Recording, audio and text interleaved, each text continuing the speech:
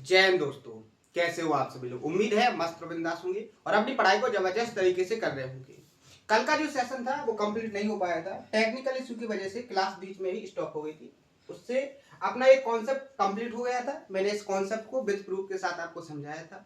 अगर आपको समझ में नहीं आया होगा तो एक बार मैं फिर से क्विकली इसका रिवीजन करवाएंगे और जो दो कॉन्सेप्ट और हैं उन कॉन्सेप्टों को समझेंगे। उसके बाद क्या करेंगे, अपन क्वेश्चनों की प्रैक्टिस करेंगे। तो सबसे पहले तो अगर कोई नया स्टूडेंट है तो उससे गुजारिश करेंगे कि वो लास्ट के हर एक सेशन को कंप्लीट कर ले, जिससे उसके जितने भी बेसिक कॉन्सेप्ट हुए हैं, जो एडवांस लेवल के कॉन्सेप्ट हो गए हैं, हर एक कॉन्सेप्ट उसको माइंड में सेट हो जाए।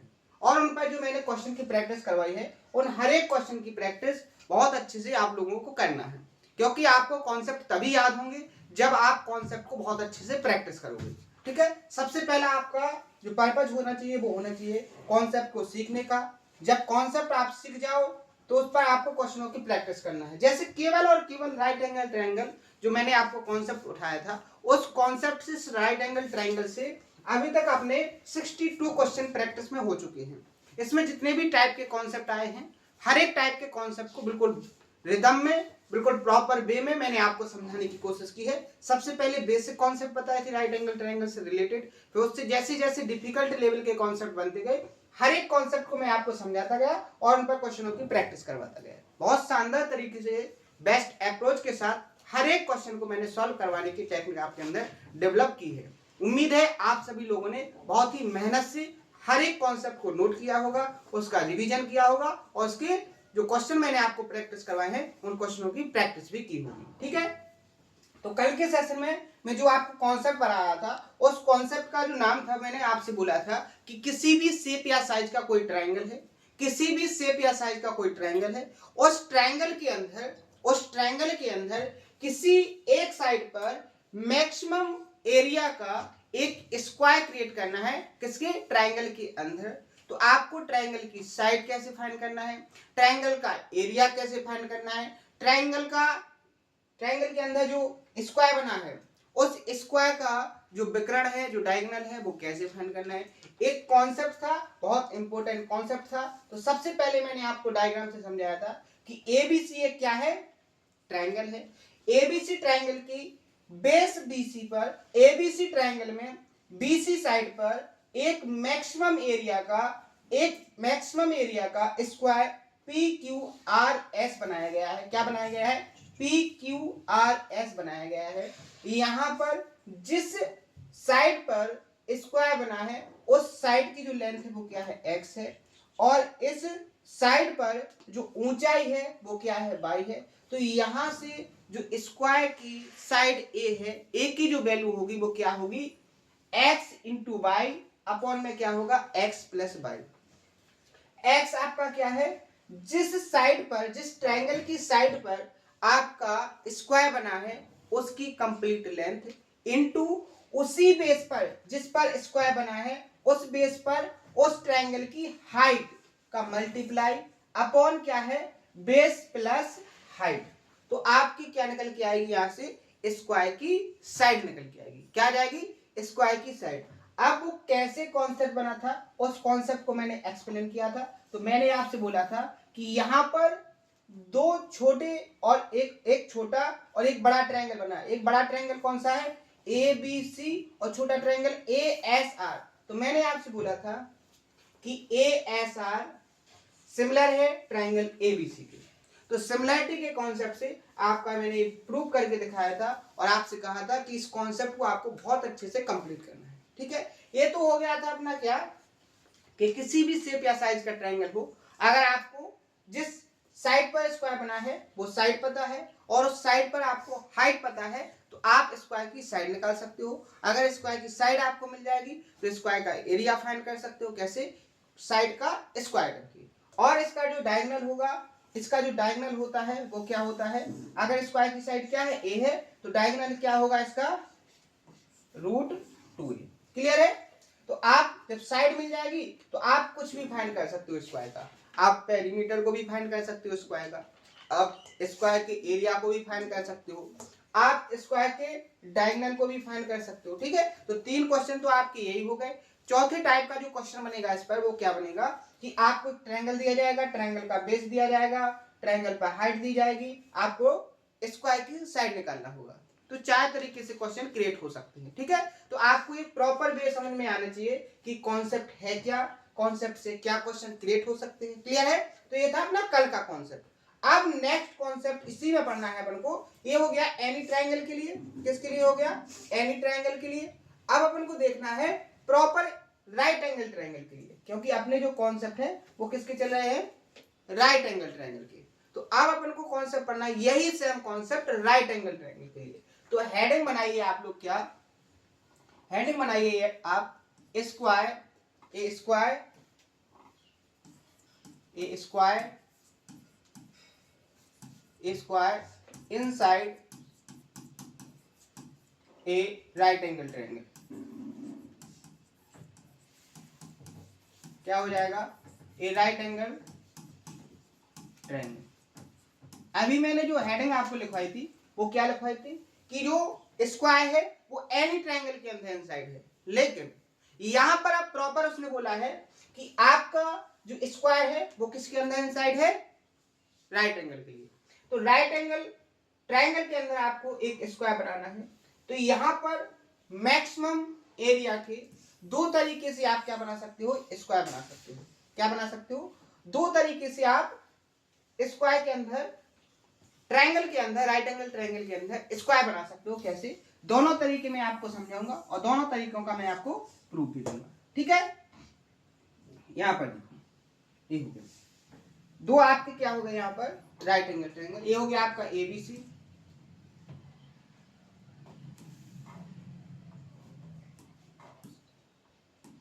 ये हो गया ए बी और ये सी, ये 90 डिग्री का एंगल, ठीक है। इसी तरीके से दूसरा सेम ए बी और सी, ये 90 डिग्री का। अब आपको पता है, आपको क्या पता है कि बायटेक्स ए के सामने की साइड क्या होती है? स्मॉल ए। बायटेक्स बी के सामने की साइड क्या होती है? Small b. और बायटेक्स सी के सामने की साइड क्या होती है? Small C. ऐसे ही यहाँ पर बायटेक्स ए के सामने की साइड क्या हो जाएगी आपकी?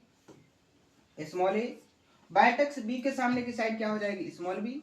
और बायटेक्स सी के सामने की साइड क्या हो जाएगी? Small C. क्लियर है? अब आपको इसके अंदर मैक्सिमम एरिया के दो क्या बनाना है? अलग अलग ट्रायंगलों में स्क्वायर बनाना है। तो सबसे पहले आप इस डायग्राम को समझो कि इसमें मैक्सिमम साइज का जो स्क्वायर है वो कैसे बनेगा। तो देखो वो इस तरीके से बन जाएगा।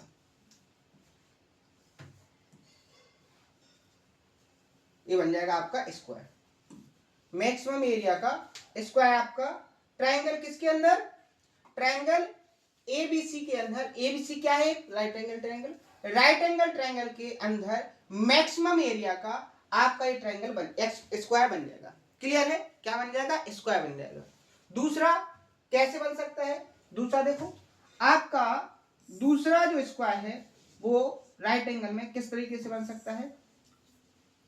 वो आपका बन सकता है हाइपोटेन्यूस बेस पर। कैसे बन सकता है? हाइपोटेन्यूस बेस पर।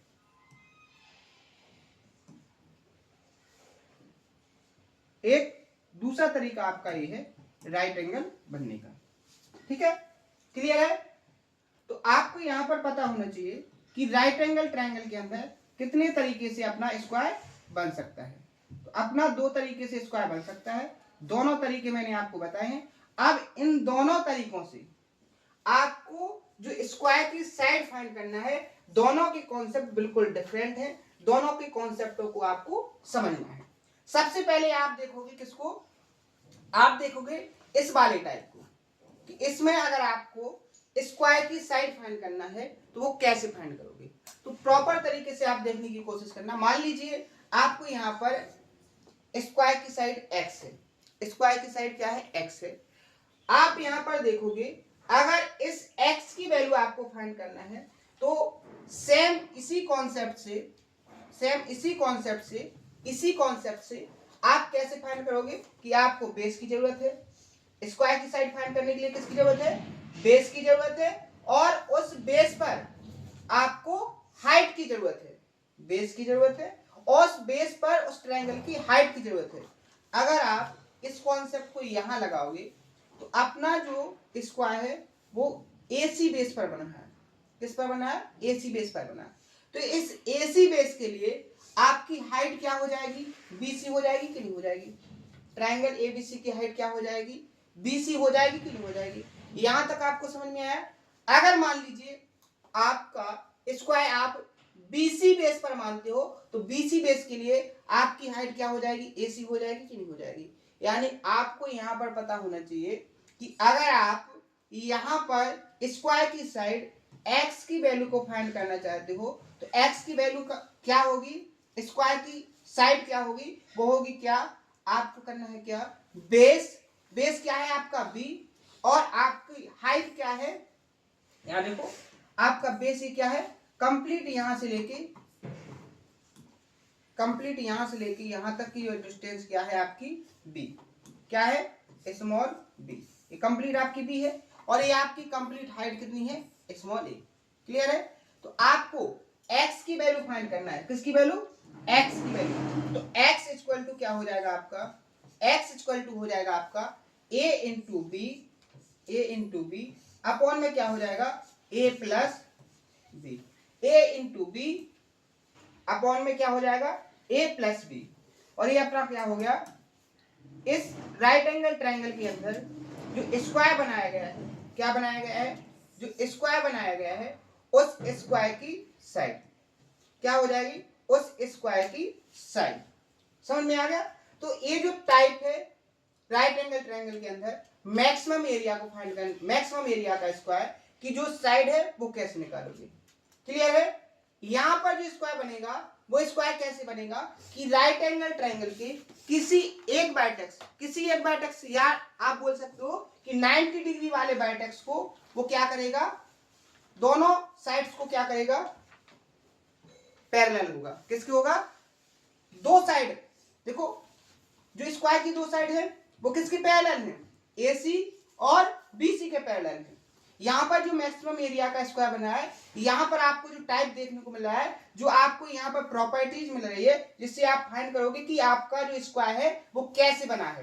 क्वेश्चन में जब आपको पता करना होगा तो आपको कुछ ना कुछ हिंट दी जाएगी। वो हिंट क्या दी जाएगी कि यहां पर जो स्क्वायर बना है, यहां पर जो स्क्वायर बना है एक टाइप ऐसा है कि वो राइट एंगल ट्रायंगल की दो साइड्स की कैसे हैं? स्क्वायर की साइड्स पैरेलल हैं। एक जो साइड है स्क्वायर की वो AC के पैरेलल है और एक जो साइड है वो BC के पैरेलल है या कॉन्करेंट है, यानी कि संपाती है। संपाती सही रहेगा, यानी कि राइट एंगल ट्रायंगल की दो साइड्स की कैसे है? संपाती। ठीक है? कैसे है? संपाती। दूसरा यहां पर वो क्या बोलेगा? दूसरे टाइप में क्या बोलेगा कि जो स्क्वायर की साइड है वो राइट एंगल ट्रायंगल की सबसे बड़ी भुजा के एक स्क्वायर की साइड कैसी है? कॉन्करेंट, यानी कि संपाती है। क्लियर है? तो दोनों ट्रायंगल के अंदर जो स्क्वायर बनाया गया है उसकी लैंग्वेज आपको बहुत अच्छे से समझ में आनी चाहिए कि अगर एग्जामिनर लैंग्वेज को चेंज करेगा तो वो कैसे कर सकता है। तो यहां पर आपको पता होना चाहिए कब आपका डायग्राम ए बनना है और कब आपका डायग्राम ए बनना है। क्लियर है? यहां तक किसी को कोई देखते? आगे बढ़ो, आगे बढ़ेंगे अपन। अगर बात करेंगे इस वाले स्क्वायर की क्या निकालना है आपको? साइड निकालना है। मान लीजिए इसकी जो साइड है वो y है। अगर ये y है तो a भी y होगी, a भी y होगी और a भी y होगी। यहां पर आपको दिया गया है BC की जो लेंथ है वो स्मॉल a है, यहां पर CA की जो लेंथ है वो स्मॉल b है और यहां पर जो BA की लेंथ है वो क्या है आपकी? Small c। क्या है? Small c। क्लियर है? ये आपको दिया गया है।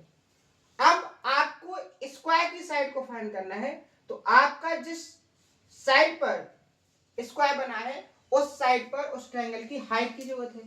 अब आपका AB साइड पर इस ट्रायंगल की हाइट क्या होगी? इस तरीके से यही होगी ना हाइट, इसी यही वाली होगी ना, क्योंकि आपको पता है कि अगर किसी ट्रायंगल की हाइट पता करना है तो उस साइड पर क्या खींचना चाहिए? अपोजिट वर्टेक्स से परपेंडिकुलर खींचना चाहिए। तो वो क्या होती है उस ट्रायंगल की हाइट? मान लीजिए क्या है? P है।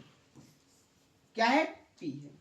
अगर ये p है तो यहां से आपकी x की वैल्यू क्या निकलेगी, सॉरी y की वैल्यू क्या निकलेगी, y की वैल्यू निकल के क्या आएगी, आपको पता है बेस और आपको पता है क्या, हाइट।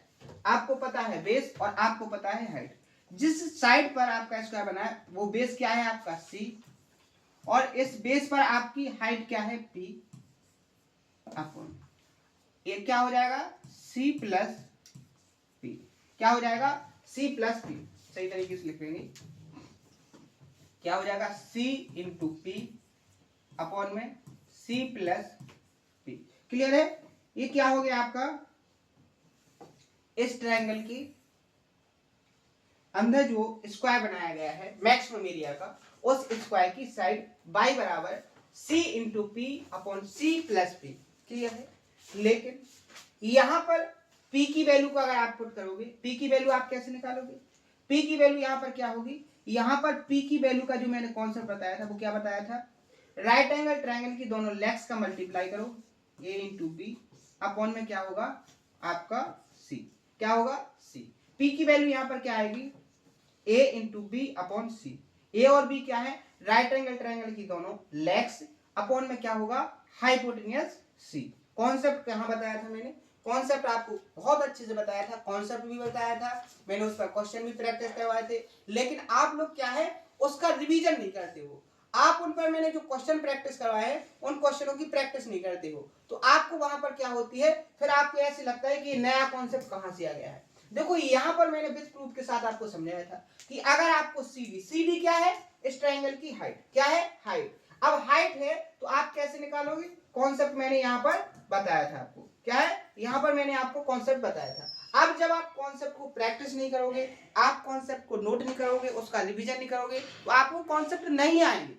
ठीक है, हर एक कॉन्सेप्ट आपको नया लगने लगेगा, लेकिन अगर आप कॉन्सेप्ट पर प्रैक्टिस करोगे, उसका रिवीजन करोगे, तो आपको कॉन्सेप्ट समझ में आएगा कि ये कॉन्सेप्ट मैंने वहां पढ़ा था, इस पर इस तरीके की लैंग्वेज के क्वेश्चन क्रिएट हो सकते हैं, आपको बहुत अच्छे से हर एक चीज समझ में आएगी।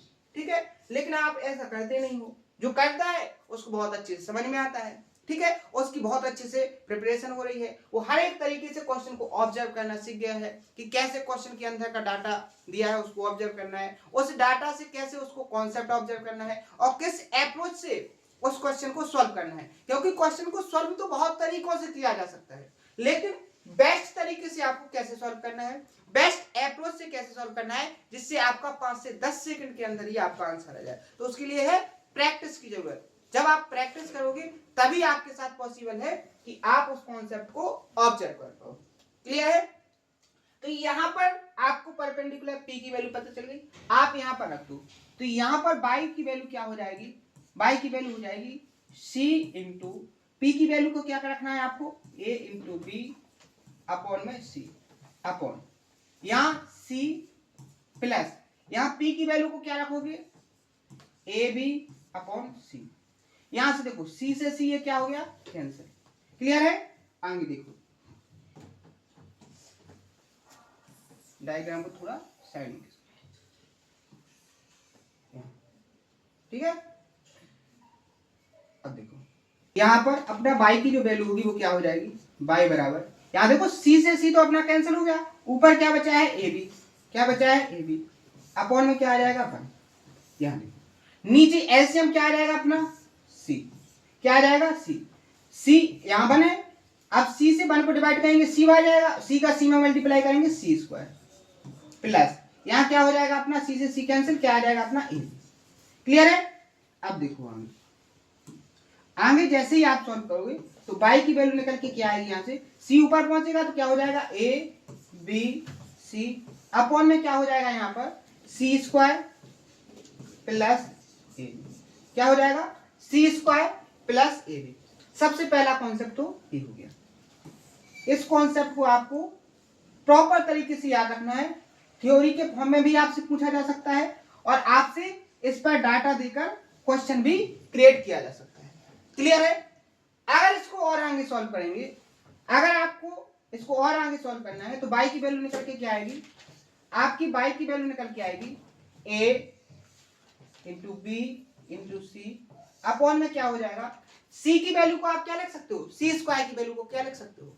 किसी के माइंड में कुछ क्लिक हुआ, बिल्कुल क्लिक हुआ होगा कि सर ये क्या है, आपका एबीसी एक राइट एंगल ट्रायंगल है, और सी स्क्वायर यानी क्या है, आपका हाइपोटेन्यूज का स्क्वायर, कर्ण का स्क्वायर। कर्ण का स्क्वायर, सी का स्क्वायर किसके बराबर होगा, A square plus B square की, किसके बराबर होगा, A square plus B square के बराबर। तो यहां पर सी स्क्वायर की वैल्यू पुट करेंगे तो आपको क्या मिल जाएगा, A square plus B square plus A B. ये हो गया आपका नेक्स्ट लेवल का कॉन्सेप्ट, इस पर भी क्वेश्चन क्रिएट किए गए हैं। ये हो गया आपका नेक्स्ट, ठीक है। तो आपको मैंने 3 कॉन्सेप्ट बता दिए, 3 टाइप के जो ट्रायंगल हैं। अब यहां पर आपका ट्रायंगल कैसे हो सकता है, इक्विलेटरल ट्रायंगल हो सकता है, आपका आइसोसेलेस ट्रायंगल हो सकता है, आपका क्या हो सकता है, यहाँ पर स्केलर ट्रायंगल हो सकता है। तो इन तीनों ट्रायंगल के लिए आपका कॉन्सेप्ट क्या लगेगा, ए वाला। कंडीशन कौन सी लगेगी, ए वाली। क्लियर है। अगर आपका राइट एंगल ट्रायंगल की बात होगी तो राइट एंगल ट्रायंगल के अंदर आपके 2 टाइप से स्क्वायर बनेंगे, दोनों टाइप से मैंने आपको बता दिया है।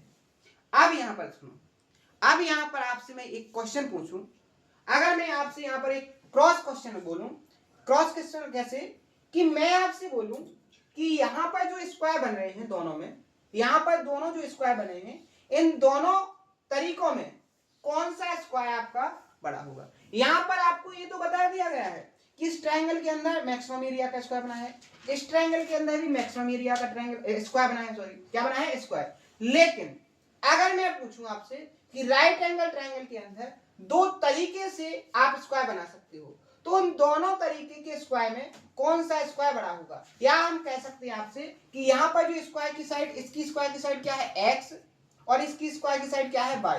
तो इस x और y में कौन सी साइड आपकी बड़ी होगी, इस x और y में कौन सी साइड आपकी बड़ी होगी। तो कोई जवाब दे पाएगा, बिल्कुल दे पाएगा, क्योंकि आपको यहां पता है यहां जो बेस और हाइट को डिवाइड किससे किया गया है, बेस प्लस किससे, हाइट से, बेस प्लस हाइट से। लेकिन यहां देखो, यहां देखो, यहां उसके स्क्वायर से डिवाइड किया गया है, यानी नीचे जो संख्या आएगी वो कैसी आएगी, बड़ी आएगी। किसकी अपेक्षा, इसकी अपेक्षा। जब किसी नंबर को, जैसे मान लो एग्जांपल से समझो, जैसे मैं 4 को जब 1 से डिवाइड करूंगा, जब 1 से डिवाइड करूंगा तो कितना आएगा, 4। लेकिन इसी 4 को अगर मैं 2 से डिवाइड करूंगा तो कितना आया, 2। तो आपको पता चल जाना चाहिए कि ये 4 बड़ा है और ये 2 छोटा है। तो इसी तरीके से ये हो रहा है, यहां पर क्या हो रहा है, यहां पर हो रहा है क्या, कि यहां पर मान लीजिए 1 से भाग दे रहे हैं ए बी को, तो ये भी आएगा, और यहां 2 से, तो यहां पर क्या आएगा, इसकी अपेक्षा छोटा आएगा। तो यहां पर आपका कॉन्सेप्ट क्या निकलेगा कि x जो होगा, x जो होगा वो बड़ा होगा किससे, y से। x जो होगा वो बड़ा होगा किससे, y से। क्लियर है। x आपका बड़ा होगा यहां पर y से। क्लियर है। कोई दिक्कत, यहां पर किसी को कोई कंफ्यूजन नहीं होना चाहिए। तो आपको यहां पर जितने भी टाइप के कॉन्सेप्ट बन सकते थे, सभी कॉन्सेप्ट मैंने आपको बता दिए हैं। कैसे कॉन्सेप्ट कौन कहां से आया है, उस कॉन्सेप्ट को मैंने बहुत अच्छे से समझा भी दिया है। तो आपको प्रॉपर तरीके से इन कॉन्सेप्टों को बहुत अच्छे से नोट करना है। नोट करने के बाद उनका रिवीजन करना है, और रिवीजन करने के बाद जो मैं आपको क्वेश्चन प्रैक्टिस करवा रहा हूं, उन क्वेश्चनों को बहुत अच्छे से प्रैक्टिस भी करना है। ठीक है। और क्वेश्चनों को बहुत अच्छे से प्रैक्टिस करोगे तभी आपको कॉन्सेप्ट ऑब्जर्व होंगे। ठीक है। सबसे ज्यादा जो प्रॉब्लम हो रही है स्टूडेंट को वो यही होती है कि वो हाल फिलहाल में कॉन्सेप्ट समझाओ उसको समझ में आ जाता है। जैसे ये जो कॉन्सेप्ट पढ़ाया है मैंने, 95% स्टूडेंटों को ये क्या हो गया होगा, बहुत अच्छे से समझ में आ गया होगा, उसको कोई डाउट नहीं होगा, किसी भी प्रकार का कोई डाउट नहीं आया होगा। लेकिन जैसे ही वो 2 दिन के बाद इस कॉन्सेप्ट को देखेगा, उसको आधे डाउट्स आने शुरू हो जाएंगे, और 4 दिन के बाद देखेगा वो कॉन्सेप्ट को ही भूल जाएगा, कॉन्सेप्ट की लैंग्वेज को ही भूल जाएगा। तो उसके साथ ही कैसे हो रहा है, उसके साथ ये होने का सबसे बड़ा रीजन है कि उसने कॉन्सेप्ट को समझने के बाद उस पर कोई भी क्वेश्चन प्रैक्टिस नहीं किया है, उसने खुद की एफर्ट्स उस कॉन्सेप्ट पर नहीं डाले हैं, उसने उस कॉन्सेप्ट को इस तरीके से नहीं देखा है कि वो कॉन्सेप्ट से क्या क्या कर सकता है। जैसे इस कॉन्सेप्ट से वो क्या कर सकता है, जैसे सबसे पहले तो वो स्क्वायर की साइड निकाल सकता है, स्क्वायर की साइड पता चल जाएगी तो स्क्वायर का एरिया निकाल सकता है, स्क्वायर का पेरीमीटर फाइंड कर सकता है, स्क्वायर का डायगोनल फाइंड कर सकता है, विकर्ण फाइंड कर सकता है। ठीक है, 4 तरीके से आपका क्वेश्चन क्रिएट हो सकता है। जब चारों तरीके की लैंग्वेज के क्वेश्चन आप बहुत अच्छे से प्रैक्टिस कर लोगे तो ये कॉन्सेप्ट आपके माइंड से जाएगा कभी? बिल्कुल भी नहीं जाएगा। तो आपको केवल और केवल इतना करने की जरूरत है कि जो कॉन्सेप्ट मैंने आपको पढ़ाया है उस कॉन्सेप्ट को आपको बहुत अच्छे से नोट करने के बाद उसका रिवीजन करना है, फिर क्वेश्चनों की प्रैक्टिस करना है। अगर आपने इतने एफर्ट्स डाल लिए, इतनी प्रैक्टिस आपने कर ली, इतनी सी मेहनत आपने कर ली, तो आप ये मान के चलो आपका सिलेक्शन 100% होने वाला है। ठीक है, आपको कोई डिमोटिवेशन नहीं होगा। एक और बात आप ध्यान रख लो, जैसे जैसे आप अच्छे से प्रैक्टिस करते जाओगे आपका मैथ में इंटरेस्ट बढ़ेगा, आपका मैथ के अंदर इंटरेस्ट बढ़ेगा, और इंटरेस्ट जब बढ़ जाएगा तो आपको सिलेबस को पूरा करने में कोई बोरियत नहीं होगी। क्या हो? कोई बोरियत नहीं होगी। और जब आपको सब्जेक्ट को फिनिश करने में बोरियत नहीं होगी तो आप उसको कम से कम टाइम में क्या कर लोगे? कंप्लीट कर लोगे, और बहुत अच्छे तरीके से, मजबूत तरीके से उसको कंप्लीट कर लोगे, तो आपका सिलेक्शन 100% है। एक बात और ध्यान रखो, केवल मैथ वाला जो टीचर है वही आपसे बोल सकता है कि जो मैंने आपको पढ़ा दिया है उसके अलावा कुछ नहीं आएगा। ना तो आपसे जीएस वाला ही बोल सकता है, ना ही आपसे इंग्लिश वाला बोल सकता है, ना ही आपसे रीजनिंग वाला बोल सकता है। आपको जो मेन कॉन्फिडेंस आएगा वो मैथ से ही आएगा। समझे? मैथ से ही आपको कॉन्फिडेंस आएगा कि जो मैंने पढ़ लिया है उससे बाहर आप कुछ आने वाला नहीं है। इंग्लिश में भी बाहर से आ सकता है, आपका रीजनिंग में भी कहीं से पूछ सकते हैं, जीएस में भी पूछ सकते हैं, लेकिन मैथ एक ऐसा सब्जेक्ट है कि टीचर की पूरी पकड़ होती है, और जितनी पकड़ उसकी होती है वो पूरा का पूरा एक स्टूडेंट को देने की कोशिश करता है। तो आपको पता होना चाहिए कि आप जो मैथ में जो एक एग्जाम में क्वेश्चन क्रिएट होना है वो जितने भी टाइप से हो सकते हैं, हर एक टाइप की लैंग्वेज को, हर एक कॉन्सेप्ट को आपको प्रोवाइड कर रहा है, और बिल्कुल आसान तरीके से। तो आप थोड़ी सी मेहनत करके उसको अच्छे से पढ़ लो, जिससे आपकी एक सब्जेक्ट में कॉन्फिडेंस आने से आपके चारों सब्जेक्ट कंप्लीट हो जाएंगे। क्लियर है? तो ये तरीका है कि आपको कैसे सिलेबस करना है। एक दो क्वेश्चन की प्रैक्टिस करेंगे और उसके बाद अपन क्या करेंगे? सेशन को फिनिश करेंगे। ठीक है, यहां पर देखो बहुत शानदार क्वेश्चन है। लॉजिकल तरीके से क्वेश्चन को क्रिएट किया जाता है, आपको उसके अंदर से कॉन्सेप्ट को कैसे पहचानना है शानदार तरीके से समझाऊंगा। आप उस हर एक कॉन्सेप्ट को ऑब्जर्व करने की कोशिश करना है। यहां पर क्या बोला गया है कि इन ए राइट एंगल ट्राइंगल एबीसी, एक राइट एंगल ट्राइंगल एबीसी है, एबी 12 सेंटीमीटर है and AC 15 centimetre. A square is inscribed in the triangle such that, एक स्क्वायर ट्राइंगल के अंदर इंस्क्राइब किया गया है दैट जो one vertex of square, vertex का मतलब क्या है समझ में आ गई? उसने क्या बोला है? वन वर्टेक्स, यानी कि एक किसको? वर्टेक्स, शीर्ष को क्या किया गया है? कोइंसिडेंट है, यानी कि संपाती। एक वर्टेक्स के कैसे? कोइंसिडेंट्स है। मैंने अभी बोला था with the one vertex of triangle, जो ट्रायंगल का एक वर्टेक्स है उसमें कैसा है? कोइंसिडेंट। तो यहां से आपको समझ में आ जाना चाहिए कि डायग्राम कैसे बनना है, ट्रायंगल के अंदर स्क्वायर कैसे बनना है। यहां पर कोई ट्रायंगल का वर्टेक्स कोइंसिडेंट हो रहा है, कोई वर्टेक्स संपाती हो रहा है, इसमें तो नहीं हो रहा। अब आपको पता चल गया कि आपका जो ट्रायंगल के अंदर स्क्वायर बनना है वो इस तरीके का डायग्राम बनेगा। किसका? कैसे बनेगा? इस तरीके का। अब देखो आगे बढ़ो, आगे क्या बोला गया है? What is the maximum possible area, सबसे ज्यादा एरिया वाला स्क्वायर पॉसिबल किया गया है, तो ऑफ स्क्वायर, उसका एरिया क्या है? पॉसिबल एरिया, सबसे मैक्सिमम एरिया क्या हो सकता है आपको फाइंड करना है। तो यहां पर देखो सबसे पहले उसने क्या बोला? एक राइट एंगल ट्रायंगल, ये बन गया आपका एक राइट एंगल ट्रायंगल। क्या बन गया? Right angle triangle. इस राइट एंगल ट्रायंगल के अंदर मैक्सिमम एरिया का एक स्क्वायर कैसे बनाया गया है कि वो ट्रायंगल की एक वर्टेक्स के कैसे है? कोइंसिडेंट है, यानी कि कैसे है? संपाती है।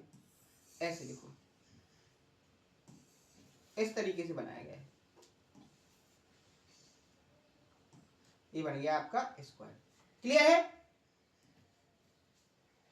क्या बन गया? ये स्क्वायर बन गया। आगे देखो, आगे क्या बोला है? आगे बोला है उसने कि ए बी, आपका देखो एबीसी जो ट्रायंगल था इसमें आपका ए बी कितना है? 12। ए बी कितना है? 12। मान लीजिए ये सी है आपका, ये आपका ए हो गया, ऐसे कर लो, ये आपका वर्टेक्स ए हो गया। इसमें वर्टेक्स फिक्स नहीं किए गए। अगर वो बोल देता कि ये वर्टेक्स पर 90 है या बी वर्टेक्स पर 90 है तो आप उस तरीके से ले सकते थे। यहां आप कैसे भी ले सकते हो, ए बी सी।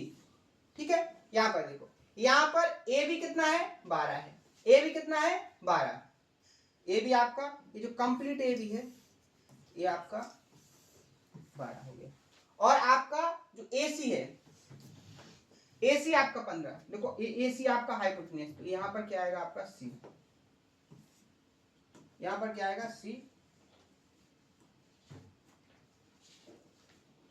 तो वहां पर यहाँ पर आएगा आपका A और यहाँ हो जाएगा आपका B, यहाँ 90। ये भी आपका कितना हो गया 12 सेंटीमीटर, और यहाँ पर जो AC है ये कितना हो गया 15 सेंटीमीटर। ठीक है, आगे देखो। त्रिभुज में एक बार इस प्रकार बनाया जाता है कि इसके शीर्षों में से एक त्रिभुज के शीर्ष के साथ संपाती है। ठीक है, ये आपका क्या हो गया, इसके संपाती हो गया। सबसे पहले देखो, आपको यहाँ पर स्क्वायर की साइड फाइंड करना है, तो आपको एरिया फाइंड हो जाएगा। स्क्वायर की साइड फाइंड हो गई तो आपको स्क्वायर का एरिया फाइंड हो जाएगा। अब आप यहाँ पर देखो, अगर ये 12 है, ये 15 है, तो आपकी BC की जो लेंथ होगी वो कितनी हो जाएगी 9। BC की लेंथ कितनी हो जाएगी 9। BC की लेंथ कितनी हो जाएगी 9। कैसे, 3, 4 और 5 जो है इसको कितने गुना किया गया है, 3 गुना कर दिया। ये जो ट्रिपलेट थी इसको कितने गुना कर दिया है, 3 गुना। यहां से आपकी स्क्वायर की साइड होगी, स्क्वायर की साइड की लेंथ क्या आ जाएगी, मान लीजिए आपकी स्क्वायर की साइड x है, तो x की वैल्यू यहां पर क्या निकल के आएगी, base into height 12 into 9 upon में क्या हो जाएगा 12 प्लस 9। आप यहां पर देखोगे, आप इसको जैसे ही सॉल्व करोगे 12 में 108 या 12 गुणे 9 कर लो, नीचे क्या हो जाएगा आपका 12 और 9 कितना हो जाएगा आपका 21, कितना हो जाएगा 21। ठीक है, 3 चौके 12, 3 सत्ते 21, 4 9 36 बटे कितना हो जाएगा आपका 7। यानी स्क्वायर की जो साइड आ गई वो कितनी आ गई 36 बटे 7। कितनी आ गई 36 बटे 7। आपको स्क्वायर का एरिया फाइंड करना है, तो स्क्वायर का एरिया क्या होता है, साइड का स्क्वायर। एरिया क्या होगा,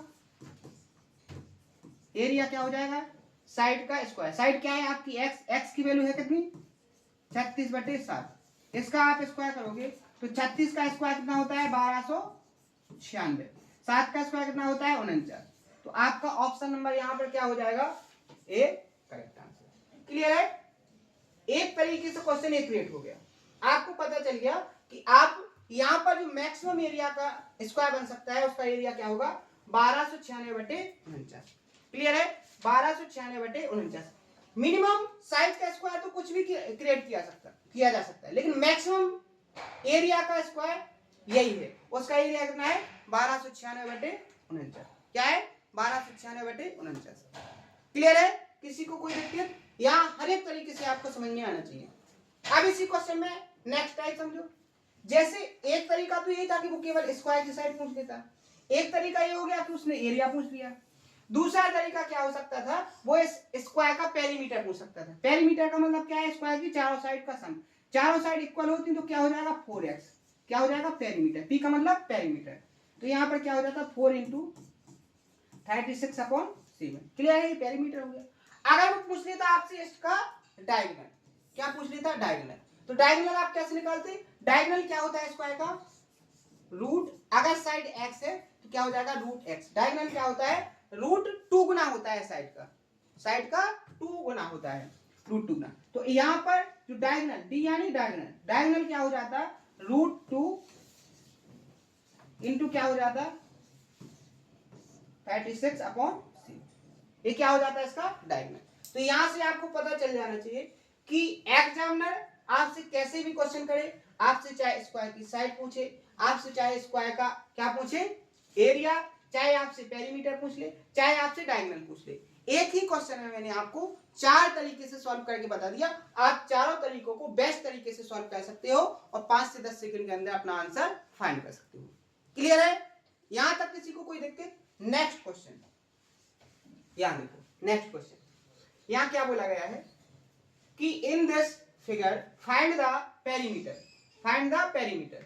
यहां देखो क्वेश्चन में थोड़ी मिसिंग है, क्या है कि आपको यहां पर डाटा में ऑप्शन है और यहां पर डायग्राम में ऑप्शन नहीं दिए गए, डाटा नहीं दिया है ना ही क्वेश्चन में। इसको अपन कल देखेंगे, इसको सुधार लेंगे, ठीक है। तो यहां से मैंने जो आपको समझाया इसी क्वेश्चन के अंदर देखो, इसमें क्या पूछा गया है पेरीमीटर पूछा गया है, इस स्क्वायर का पेरीमीटर। तो आपको कैसे निकालना है वो तरीका मैंने बता दिया। अगर इसमें कोई डाटा होता, आप किसी भी डाटा को लेकर करना, आपको जो आंसर है उसको कमेंट बॉक्स में बताना है, ठीक है। जो एग्जैक्ट डाटा है क्वेश्चन का क्योंकि ये लास्ट ईयर में पूछा गया क्वेश्चन है। जो भी डाटा होगा मैं कल उसमें बहुत अच्छे से करेक्शन करके आपको प्रैक्टिस कराऊंगा, ठीक है। तो यहाँ तक आपको क्या करना है, आज कंप्लीट करना है। मैंने जो कॉन्सेप्ट पढ़ाए हैं आपको, उन कॉन्सेप्ट पर जितने भी क्वेश्चन बन सकते हैं वो सारे के सारे टाइप आपको कंप्लीट करवा दिए एक ही क्वेश्चन के अंदर।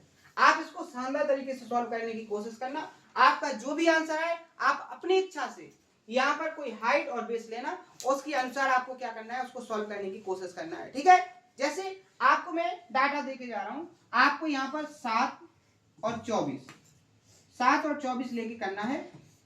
आपका जो आंसर आए आपको वो बताना है। आपको इन ऑप्शनों को इग्नोर करना है, ठीक है, इनको भूल जाना है। क्लियर है? यहाँ आपको इसको 7-24 डाटा लेके सॉल्व करना है। जो आपका आंसर है उसको कमेंट बॉक्स में बताना है, ठीक है। आपको इसमें क्या क्या फाइंड करना है, आपको इसमें एरिया की साइड, यहाँ पर जो स्क्वायर है स्क्वायर की आपको साइड फाइंड करना है। यहां पर आपको स्क्वायर का एरिया फाइंड करना है। यहां पर आपको स्क्वायर का पेरीमीटर फाइंड करना है। यहां पर आपको स्क्वायर का डायगोनल फाइंड करना है। क्या फाइंड करना है, यहां पर स्क्वायर का डायगोनल फाइंड करना है। और क्या है, 1 2 3 4, ठीक है।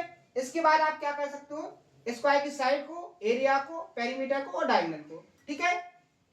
इन सबको फाइंड करके आपको एक कमेंट जरूर करना है किसका आंसर क्या आएगा। डाटा मैंने आपको दे दिया, 7-24 से आपको सॉल्व करना है। क्लियर है? तो इतना आपको कमेंट बॉक्स में करना है। अगर आज के सेशन में कोई डाउट हो तो उसको कमेंट बॉक्स में बताना। हर एक डाउट को पूरी तरीके से सॉल्व किया जाएगा, लेकिन मेहनत से पढ़ो। आपको हर एक कॉन्सेप्ट बहुत अच्छे से कंप्लीट करना है। जब आप हर एक कॉन्सेप्ट को कंप्लीट करोगे तभी आपकी जो प्रिपरेशन है वो 100% होगी और आपकी उस सिलेबस पर बहुत अच्छे से पकड़ होगी। तो आज के सेशन में इतना ही, मिलते हैं नेक्स्ट सेशन में इसी जोश और उम्मीद के साथ। थैंक यू, धन्यवाद।